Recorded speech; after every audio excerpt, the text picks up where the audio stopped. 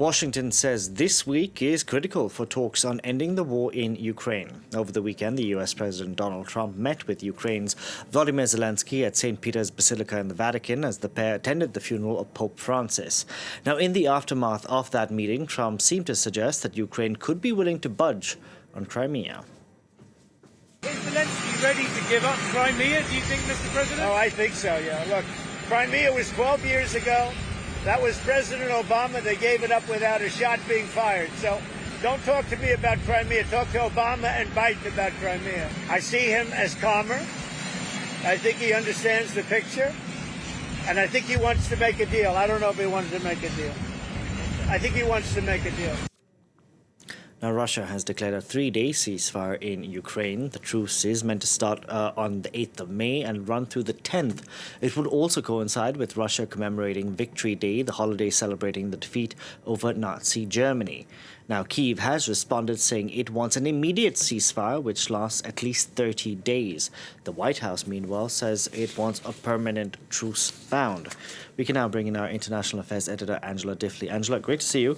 Trump appears to be questioning Vladimir Putin's desire for peace in the aftermath of his meeting with Vladimir Zelensky. He even wrote that Putin may be tapping him along, playing him essentially. Now we have the ceasefire announcement. How should we read all of this? Yeah, first of all, that ceasefire, 72 hours, it will cover that important period in Russia's calendar where they celebrate the military victories. May the 9th is the day when they celebrate Russia's success in the Second World War. It's a very important day. That ceasefire entirely suits Russia. It's clear that Putin is not really interested in much else. And any pause, they will need a lot of people for the parades. That suits them perfectly. Beyond that, this relationship between Putin and Trump, Trump has expressed what looks like a bit of doubt there, saying, is Putin tapping him along? From Putin's point of view, it's very difficult to see why he would put all his faith in Donald Trump. But once Trump is out of office, any future administration could reverse this entire pivot towards Russia. Russia has much more to gain, it would seem, by holding on to that emerging alliance with China, North Korea, Iran, North Korea supplying troops, Iran, drones, China, microelectrics for weapons. They have much more to get out of each other than being a junior partner in any kind of relationship with the United States. And by delaying, by dragging his feet on any ceasefire, Putin can acquire more territory. It is only in Russia's interests to drag this thing out. And, Trump is such a capricious character. Why would he put all his faith in Donald Trump? What is still astonishing is, does he have some intelligence on Donald Trump? How is it that this ever happened, that Trump has put so much faith in Vladimir Putin and so much set so much store by sorting out relations with Russia? There is little to be gained for it except in personal terms for Donald Trump, which sometimes take precedence over the national interest, as many Republicans fear. Angela, 2 months ago, we had the disastrous meeting in the White House between Vladimir Zelensky and Donald Trump. Then this past Saturday, we had that tête-à-tête which took place ahead of the Pope's funeral at the Vatican, in St. Peter's Basilica, essentially. And Zelensky said afterwards that this meeting had a potential to be historic. What do you think might have been said? Yeah, they are not saying.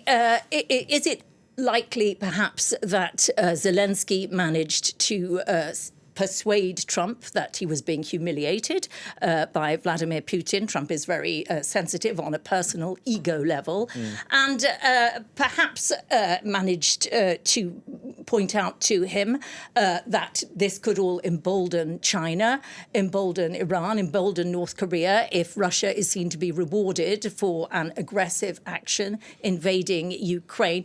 The trouble with all of this, Zelensky said it had the potential to be a historic meeting. Zelensky is only too well aware, as everyone is, that when you're dealing with Donald Trump, everything depends on the last person who spoke to him. Pretty much. He might convince Trump for 5 minutes until Trump speaks to somebody else who will convince him of the reverse. He just seems to waver around. It's very, very hard to read every time. Now, Marco Rubio said that this is going to be a critical week. to bring about for the diplomatic effort to bring the war to an end, and the U.S. Could decide to walk away if it isn't. What does that mean exactly? Yeah. Trump, and again, Putin knows this, is in a hurry. He would quite like some sort of deal, maybe even before the 100 days, famously on Wednesday. We were told 24 hours, of course, and then a longer deadline. If he could get some sort of deal by 100 days, he would be very pleased. Something that he could sell as a deal. If it unravels afterwards, I don't think Donald Trump will be too worried. Putin knows all of that. He knows that it just needs to look like something to keep Trump happy for now. And Trump will sell it as a win in any case and blame whoever it suits him at the time as time goes on. What is being bandied around again is the idea that Zelensky will have to agree to Crimea being part of Russia and that to be legally recognised. We heard Donald Trump there saying, look, blame Barack Obama for this, blame Joe Biden. It was nothing to do with me, not a shot was fired, they took it, no one acted, I'm not going to worry about it. That is actually one way of looking at it if you're in the United States. In exchange for that, which would be a huge step for Ukraine, Zelensky has vowed right from day one he would not agree to anything like that. There is talk of membership of the European Union, which some European Union members are keen on, some are not. Ukraine has major problems to deal with. It would take an awful long time, but it's interesting that that has come back into the mix as any kind of exchange for some kind of deal. But, if not, the Americans might well say, look, we did our best. Neither of them are cooperating. The United States isn't running the world anymore. Let's move on. They largely take very little interest now in what happens in the Middle East. And he will say, I did my best, tried to get them together, not my problem.